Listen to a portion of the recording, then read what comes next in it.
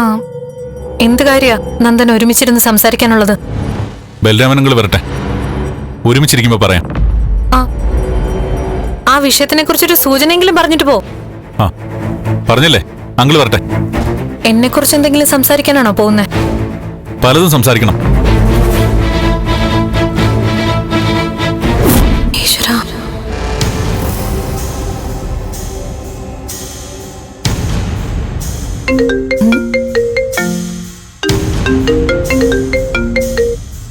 Hello.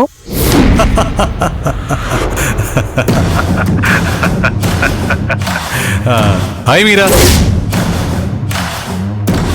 Meera Nandan. I am your one and only Prakash Menon. ഞെട്ടിയല്ലേ?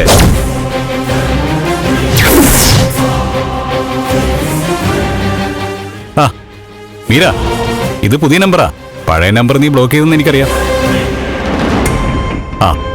പിന്നെ ഇതുപോലെ ഒരുപാട് നമ്പറുകൾ എൻ്റെ കയ്യിലുണ്ട്. നിന്റെ മുഖത്തെ ഭാവം ഇപ്പൊ എന്തായിരിക്കുമെന്ന് എനിക്ക് കൃത്യമായിട്ട് അറിയാം. അന്ന് നീ എന്നെ കൊല്ലാൻ തുടങ്ങിയപ്പോഴുള്ള ഭാവം അതല്ലേ ഇപ്പൊ നിന്റെ മുഖത്തുള്ളത്. എന്തായാലും എനിക്ക് നിന്നെ ഒന്ന് കാണണം. നീ സിദ്ധാർത്ഥൻ MLA യുടെ മകൻ നന്ദനെ വിവാഹം ചെയ്യാൻ പോകുന്നു എന്നുള്ള വീഡിയോ ഞാൻ കണ്ടു. ഇപ്പൊ അതങ്ങ് ഡിലീറ്റ് ആക്കിയല്ലേ? ഏതായാലും ഇനിയിപ്പൊ ഞാൻ കുറെ വീഡിയോസ് അങ്ങ് പോസ്റ്റ് ചെയ്യാൻ പോവാ. ഞാനും നീയും കൂടിയുള്ള വീഡിയോകള്. ഞാനേ പെൻഡ്രൈവ് നോക്കിയപ്പോഴതൊക്കെ കാണുന്നേ. ഒരു ലോഡ് വീഡിയോകളുണ്ട്, ഒരു ലോഡ് വീഡിയോകൾ. ഒന്നൊന്നായിട്ട് ഞാൻ പോസ്റ്റ് ചെയ്ത് തുടങ്ങുക. നമുക്കൊരു ലോകം ഉണ്ടായിരുന്നു. നന്ദനും ഈ ലോകമൊക്കെ കാണട്ടെ. പ്രകാശ്, കണ്ടോ? പ്രകാശ് എന്നുള്ള നിന്റെ വിളിയിൽ നിന്റെ പേടി എനിക്ക് കൃത്യമായിട്ട് മനസ്സിലാവുന്നുണ്ട്.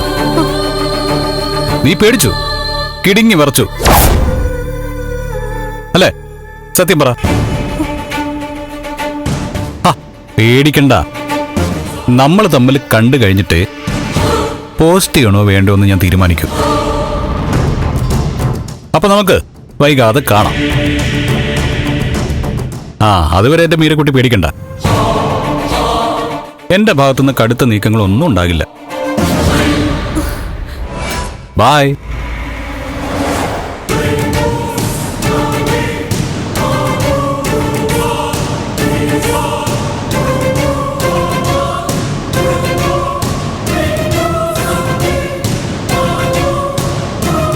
ഈ ലോകം മുഴുവൻ ഞാൻ നിന്നെയും കൊണ്ട് പറന്ന് നടക്കും.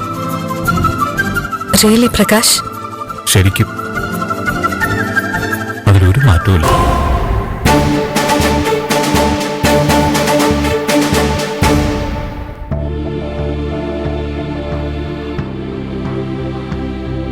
ദേവിക,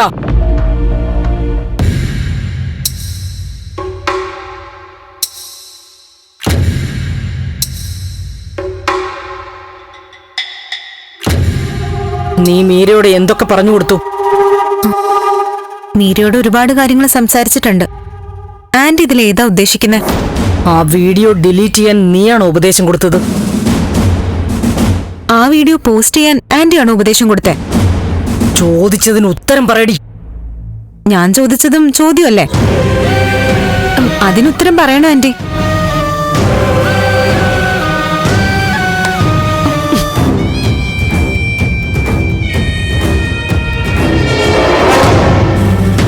നീ ഇതെന്തു ഭാവിച്ചുകൊണ്ടാ? ആന്റി, ആവശ്യമില്ലാത്ത കാര്യങ്ങൾ സംസാരിച്ച് BP കയറ്റണ്ട. ഞാൻ പലതും ഭാവിച്ചോണ്ട് തന്നെയാ. എന്താടി? ഏതായാലും ആന്റി ചോദിച്ചതിന് ഞാൻ മറുപടി തരാം. ആ പോസ്റ്റ് ഡിലീറ്റ് ചെയ്യാൻ പറഞ്ഞതേ ഞാനാ. അത് പറയാൻ നിനക്കെന്താ അവകാശം? ഞാനൊരു സ്ത്രീ ആയതുകൊണ്ട്. വിവാഹകാര്യം പോസ്റ്റ് ചെയ്യേണ്ടതേ പുരുഷൻ ആന്റി, ഒരു സ്ത്രീയല്ല അവളുടെ വിവാഹം ലോകത്തോട് വിളിച്ച് പറയേണ്ടത്. നന്ദു ഇടട്ടെ, അതല്ലേ സന്തോഷം. ആന്റി നന്ദുവിനോട് പറ, മീരയുമായിട്ടുള്ള വിവാഹകാര്യം ഇൻസ്റ്റയിൽ പോസ്റ്റ് ചെയ്യാൻ. നോക്ക്, നിന്റെ കണ്ടുപിടുത്തങ്ങളൊക്കെ കയ്യിൽ വെച്ചിരുന്നാ മതി. നന്ദനും നീയും വിവാഹം കഴിച്ചുവെന്ന് ഞാൻ മീരയോട് പറഞ്ഞാൽ അടുത്ത നിമിഷം എന്താ സംഭവിക്കുന്നറിയോ? ഒന്നും സംഭവിക്കില്ല. കാരണം ആന്റി അത് പറയില്ല. അത് പറഞ്ഞ അതോടെ എല്ലാം കഴിഞ്ഞെന്ന് ആന്റിക്ക് അറിയാം. മീര ചിലപ്പോ ആത്മഹത്യ ചെയ്യും, ചിലപ്പോ ഇറങ്ങിപ്പോവും, ഇനി ചിലപ്പോ അതങ്ങ് ഉൾക്കൊണ്ടെന്നും വരും. ഒന്നും പറയാൻ പറ്റില്ല. പക്ഷേ അതോടെ ആന്റിക്ക് എന്റെ മീരയുടെ മേലുള്ള നിയന്ത്രണം അങ്ങ് അവസാനിക്കും. ആന്റി ഭീഷണി പോലെയല്ലേ പറഞ്ഞത് ഞാനും നന്ദനും വിവാഹിതരാണെന്ന് മീരയോട് പറയൂന്ന്? എന്നാ ഞാൻ അപേക്ഷ പോലെ പറയുക, ആന്റി മീരയോട് അത് തുറന്ന് പറയണം.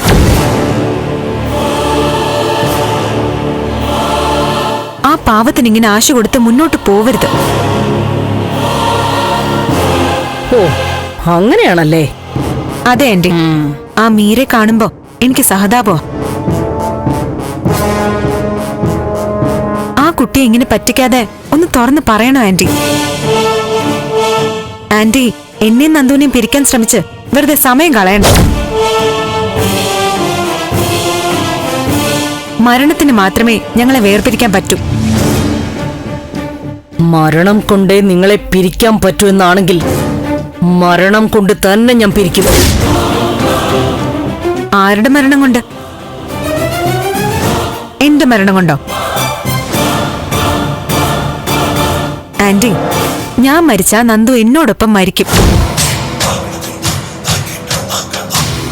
തിരിച്ച് നന്ദുവിന് എന്തെങ്കിലും സംഭവിച്ചാ നന്ദുവിനോടൊപ്പം ഞാനും പോവും.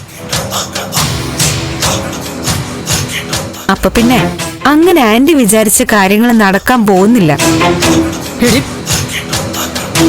മീരയ്ക്ക് നന്ദനെ കിട്ടില്ല.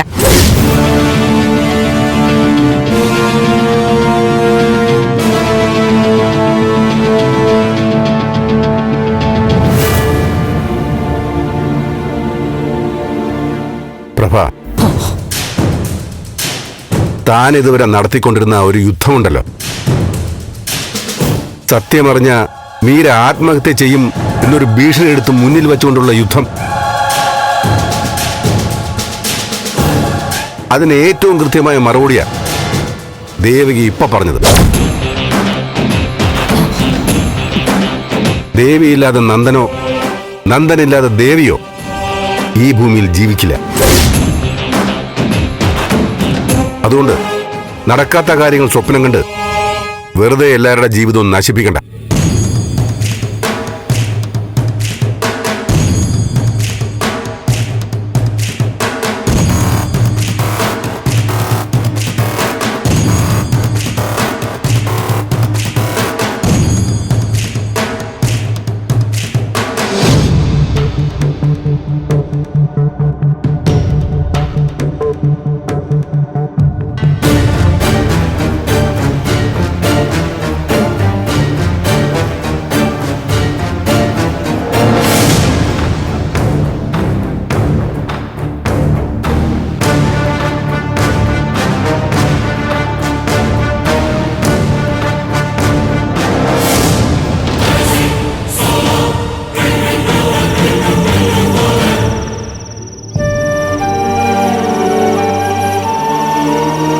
മുരളേട്ടാ, കഴിക്കാനെടുത്ത് വെക്കട്ടെ? കുറച്ച് കഴിയട്ടെ. മുരളേട്ടൻ എന്താ ഈ ആലോചിക്കുന്നേ? ഒന്നുമില്ല. ഉർമ്മയുടെ കാര്യമാണോ? ഒന്നുമില്ലാന്ന് പറഞ്ഞില്ലേ? എടാ മോനെ, ഒരു കാര്യത്തിന് നിങ്ങൾ രണ്ടുപേരുടെ അഭിപ്രായം ചോദിക്കാനാ ഞാൻ വന്നത്. അല്ല, അഭിപ്രായമല്ല, അനുവാദാ വേണ്ടത്. എന്താ അമ്മേ? ചന്ദ്രോത്ത് ജോലിക്ക് പോവാൻ നിങ്ങൾ സമ്മതിക്കുന്നില്ല. അല്ല, അവിടെ പോകുന്നത് ശരിയല്ല. അമ്മ കാര്യം പറ. നാളെ മുതല് ഞാൻ തൊഴിലുറപ്പിന് പോവാ. ഇന്നലെ മീനാക്ഷിയുടെ അനിയത്തി ശ്യാമളെ കണ്ടു. അവളും തൊഴിലുറപ്പിന് പോവുക. അവളാ എന്നെ വിളിച്ചത്.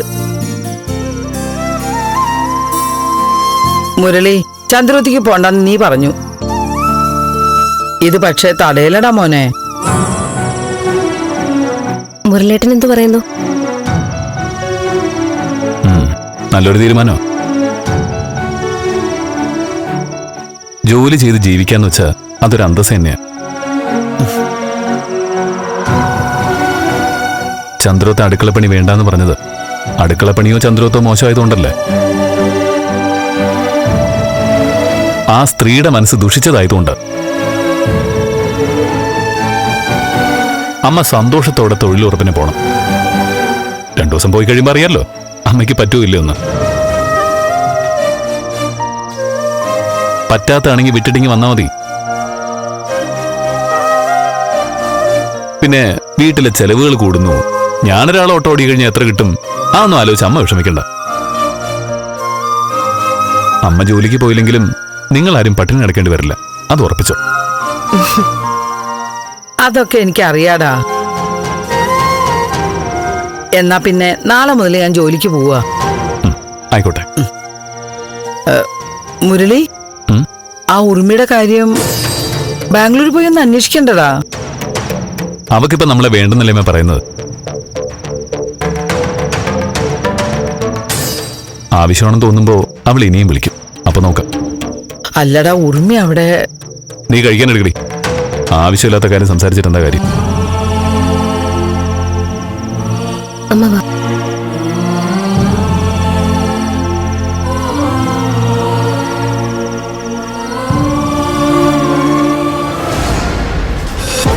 ആ അങ്കിൾ ഞാനിപ്പോ കൊടുക്കാം. വേറെ വിശേഷമൊന്നുമില്ല. അങ്കിൾ അച്ഛനാ വിളിക്കുന്നത്. മോളെ, ബലരാമനെ ഞാൻ അങ്ങോട്ട് വിളിച്ചോളാന്ന് പറ. അല്ലല്ല, അങ്കിൾ ഇപ്പൊ തന്നെ സംസാരിക്കണം. എന്റെ നന്ദന്റെ കല്യാണ തീയതി എന്നാന്നാ അച്ഛൻ ചോദിക്കുന്നത്.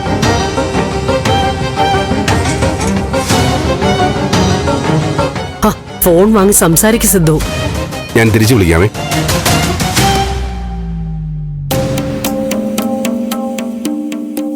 ഹലോ ബലരാമ. സിദ്ധു, കല്യാണ തീയതി അവിടെ നിന്ന് തീരുമാനിച്ചിട്ട് അറിയിക്കുമെന്ന് പറഞ്ഞിരുന്നു. എന്നത്തേക്കാ? നമുക്കിനി അധികം സമയമില്ല. ഏത് കല്യാണത്തിന്റെ കാര്യമാണ് ബലരാമൻ ഈ പറയുന്നത്? ഏത് കല്യാണമെന്നോ? നമ്മുടെ പിള്ളേരുടെ കല്യാണം, നന്ദന്റെയും മീരയുടെ. ബലരാമ, നമുക്ക് ഈ വിഷയം പിന്നീട് സംസാരിച്ചാ പോരെ? അല്ല സിദ്ധു, അതെന്തിനാ പിന്നീടാക്കുന്നേ? തീയതി തീരുമാനിച്ചോ? ഇല്ല ബലരാമ, നോക്കിയില്ല. കാരണം സിമ്പിൾ. നന്ദൻ മീരെ വിവാഹം ചെയ്യില്ല.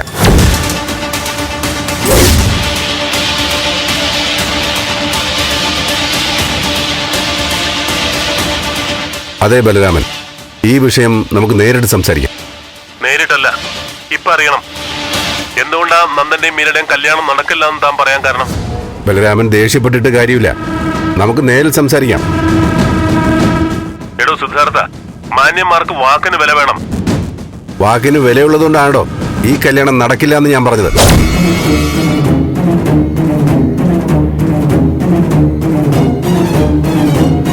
ഞാൻ ചിലർക്ക് നേരത്തെ വാക്ക് കൊടുത്തിരുന്നു. അതെനിക്ക് പാലിക്കണം. നിന്റെ MLA സ്ഥാനം ഞാൻ തെറിപ്പിക്കും.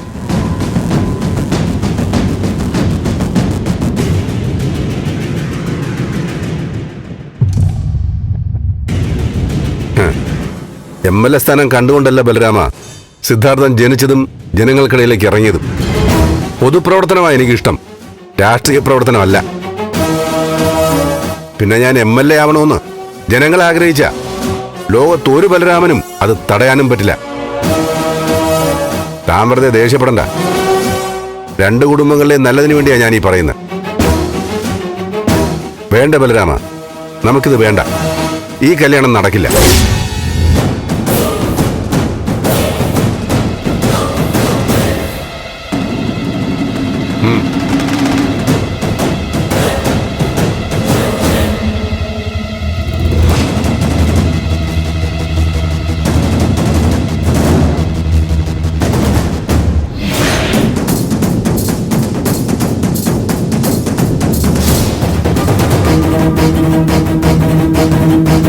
അങ്കിൾ എന്താ മീര? അങ്കിൾ അച്ഛനോട് സംസാരിച്ചത് സത്യമാണോ? അതോ എല്ലാരും ഒന്ന് പറ്റിക്കാൻ വേണ്ടിയാണോ? ഞാൻ ആരെയും പറ്റിച്ചിട്ടില്ല മീര. അങ്ങനെ പറ്റിക്കാൻ പാടില്ലെന്നും സത്യം തുറന്നു പറയണമെന്നും നിർബന്ധമുള്ള ആളാ ഞാൻ. പിന്നെന്താ ഈ കല്യാണം നടക്കില്ല എന്ന് പറയാൻ കാരണം? കല്യാണത്തിന് എന്താ തടസ്സം? അത് ഞാൻ ബലരാമനോട് പറഞ്ഞോളാം. പറ്റില്ല അങ്കിൾ, എന്നോട് പറയണം, പറഞ്ഞു തീരൂ. ഞാൻ ബലരാമനോട് പറഞ്ഞോളാന്ന് പറഞ്ഞില്ലേ? നന്ദ പറ, നമ്മുടെ കല്യാണം നടക്കില്ലെന്ന് അങ്കിൾ പറഞ്ഞത് നന്ദനും കേട്ടതല്ലേ? കാര്യം എന്താന്ന് പറ നന്ദ.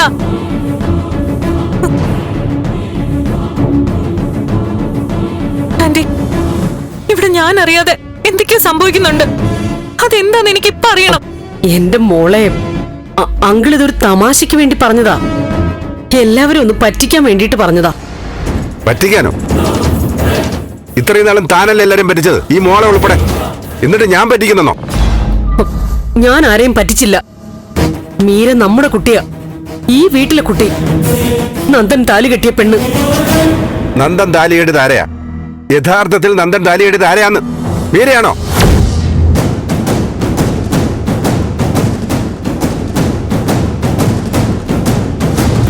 ഒന്ന് നിർത്തല്ലാരും. എന്റെ കഴുത്തിൽ നന്ദൻ കെട്ടിയ താലിയുടെ അർത്ഥം എന്താ? ആരെയാ അപ്പൊ യഥാർത്ഥത്തിൽ നന്ദൻ കല്യാണം കഴിച്ചത്?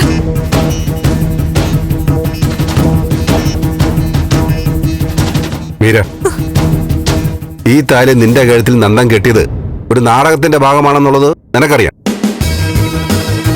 ഈ കുടുംബത്തിലെ എല്ലാവർക്കും അറിയാം.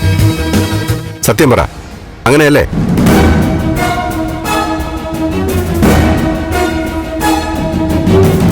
നിന്റെ ഈ മൗനം തന്നെയാ ഇതിനുള്ള ഉത്തരം.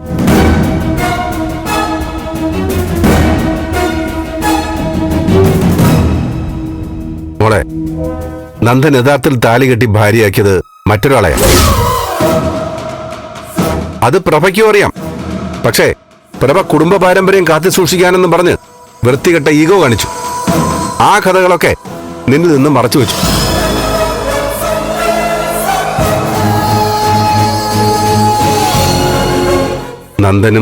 നന്ദൻ യഥാർത്ഥത്തിൽ കല്യാണം കഴിച്ച് അവന്റെ ഭാര്യയും തമ്മിൽ പിരിയാൻ പ്രഭ ഒരുപാട് തന്ത്രങ്ങൾ പയറ്റി. ഈ രഹസ്യം പുറത്തെറിഞ്ഞ നീ ആത്മഹത്യയൊന്നും പറഞ്ഞ് മറ്റുള്ളവരെ പേടിപ്പിച്ചു നിർത്തി. അതുകൊണ്ടാ നന്ദനും ഇതൊന്നും പുറത്തു പറയാൻ പറ്റാതിരുന്നത്.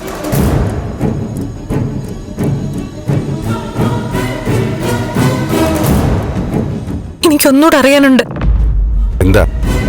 ആരെയാ നന്ദൻ യഥാർത്ഥത്തിൽ താലി കെട്ടിയത്?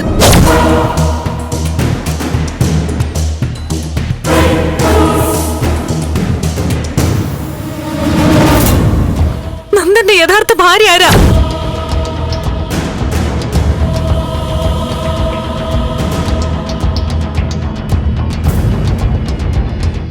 ദേവിയെ നന്ദൻ വിവാഹം കഴിച്ചത്.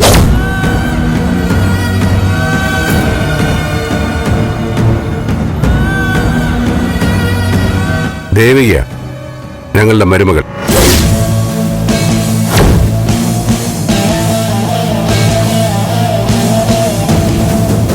ഇവരുടെ ജീവിതത്തിലേക്ക് ഇനി മീര ഇടപെടരുത്.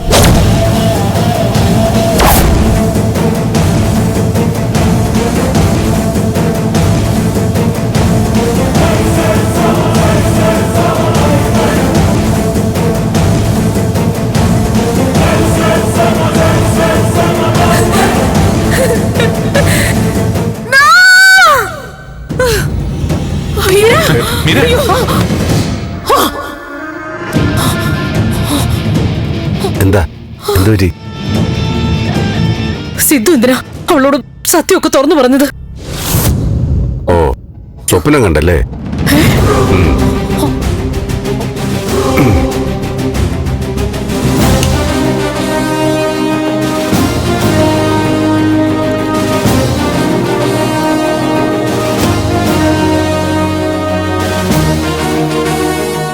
കുടിക്ക.